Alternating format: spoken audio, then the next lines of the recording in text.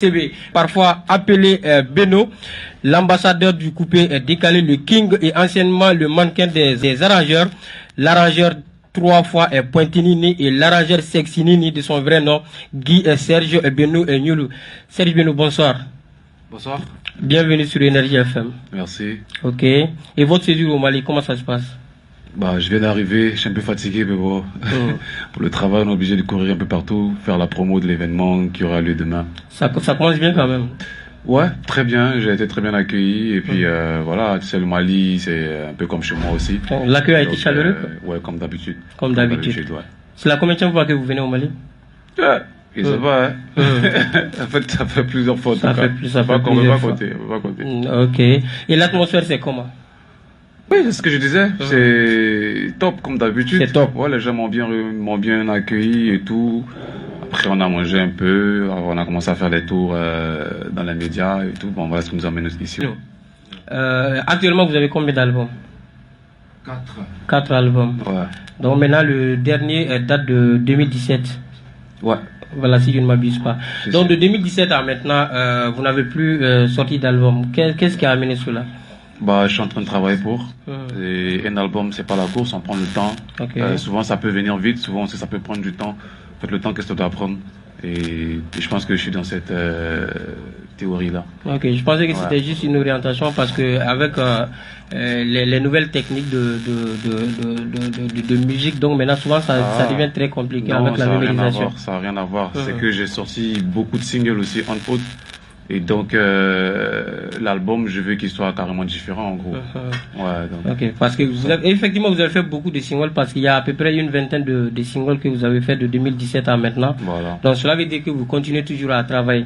Bien sûr. Ok. Donc, maintenant, on a compris tout cela. Mais on constate quand même que votre musique a évolué avec le temps, parce que c'est vrai, c'était du coupé décalé, mais on a compris quand même que vous avez apporté des modifications, vous avez modernisé un peu votre concept. Qu'est-ce qui a amené cela? Ou bien c'est le coupé décalé qui n'apportait pas encore?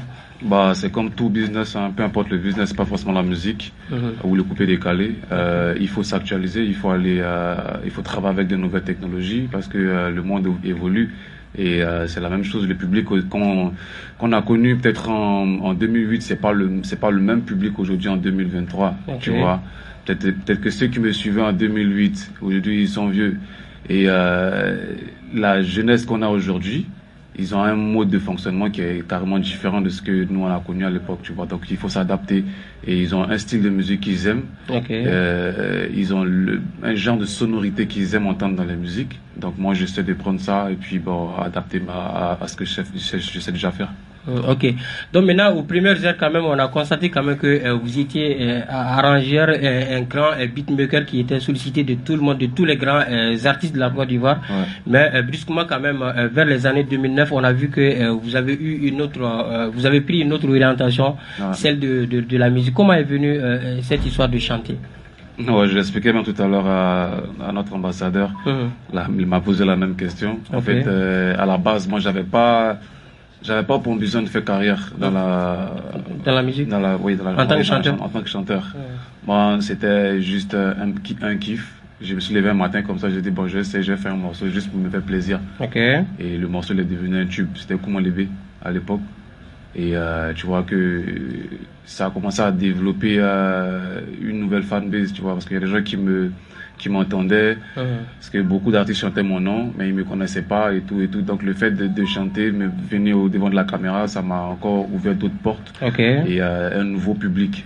En gros, il fallait satisfaire ce public-là, tu vois. Donc je pouvais plus m'arrêter. Il fallait faire une deuxième chanson pour pouvoir sortir ça a toujours marché. Carton. Je dis bon, troisième, on essaye, à chaque fois ça marche, mon cher. Donc, ok, donc maintenant vous êtes resté dedans. Voilà, je suis resté dedans. Ok, donc maintenant ça on a compris. On a vu quand même que vous avez travaillé avec des grandes stars telles que Moulari, Baby Philippe, Debordo ainsi que Feu, Didier Rafat. Donc maintenant de ces collaborations quand même on a vu vers la fin qu'il y avait une forme de discorde entre vous et Feu Didier Rafat. Donc maintenant avant son décès, quelle était votre relation? Bon, tout ça, aujourd'hui, c'est derrière nous, tu vois. C'est derrière nous. On dit après la mort, il n'y a plus de palabre. Donc, pour moi, je retiens que le meilleur de nos relations, ça a été quelqu'un de travailleur qui nous a poussé aussi à bosser. Okay. Enfin, tout ce qu'on a fait, ça a eu son bon côté et son mauvais côté. Ce qu'on retient, c'est que ça nous a quand même fait du bien. Voilà. Ok. Donc maintenant, à vos détracteurs, quand même, on a vu que vous avez l'habitude très souvent de faire des pics, parce qu'on a pris ici, je cite, en définitive, c'est un métier qui doit pouvoir nourrir son homme. S'il faut chanter bien et être pauvre, je préfère chanter mal et gagner mon argent. Parce que ça, c'était en réponse en tout cas à des gens qui disaient que vous ne saviez pas chanter et qu'il serait mieux pour vous d'arrêter de chanter. Donc maintenant, bon, qu'est-ce qui vous a inspiré? J'ai juste dit la vérité, tu vois, parce que c'est pas parce qu'on ne sait pas faire de la musique. Moi, je suis musicien de base. Peut-être que les gens ne savent pas. Moi, j'ai commencé en tant que musicien, je sais faire enfin, je connais la musique. Tu comprends ou pas? Donc, si j'ai choisi de me mettre dans le coupé-décalé, je ne peux pas faire du coupé-décalé autre que ce que les codes du coupé-décalé me demandent. Tu vois? C'est quand tu fais du coupé-décalé, c'est pour faire le but, c'est de faire danser les gens. Donc, on ne cherche pas à savoir si c'est lui qui a la belle voix, c'est lui qui sait chanter, c'est lui qui sait faire... Bon, ce que tu fais là, est-ce que ça fait danser? C'est le but final. C'est le but final. Tu vois? C'est tout. Donc moi, je suis dans le but et rien d'autre. Donc uniquement de faire l'ambiance. Uniquement de faire l'ambiance et de gagner mon argent. De gagner votre argent, ok. Donc ça aussi, on a compris.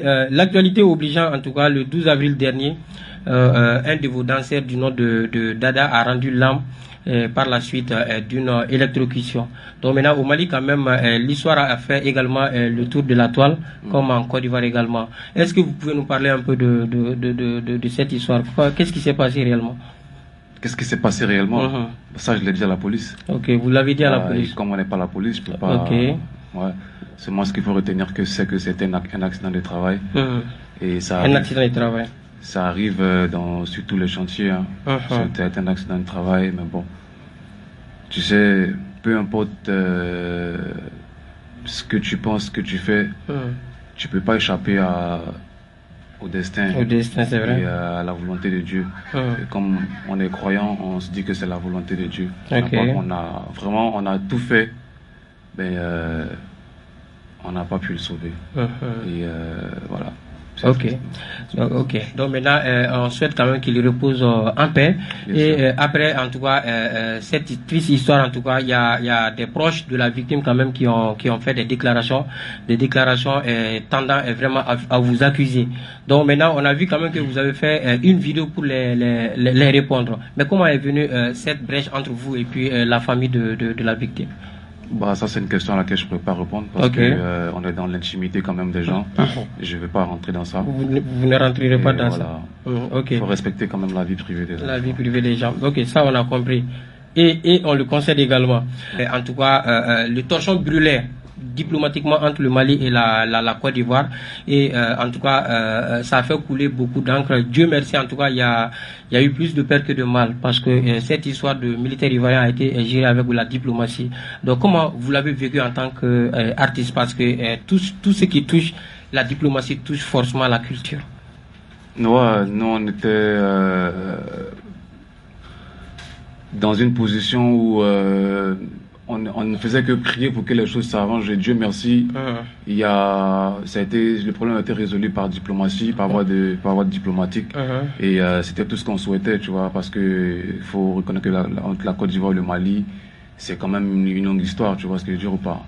C'est pas une histoire d'aujourd'hui, donc on est quand même un même peuple. Depuis belle lurette, c'est pas aujourd'hui qu'on va venir se séparer, c'est pas aujourd'hui qu'on va venir faire des palabres. Dieu merci, les gouvernements, que ce soit maliens et ivoiriens, ont bien géré la situation.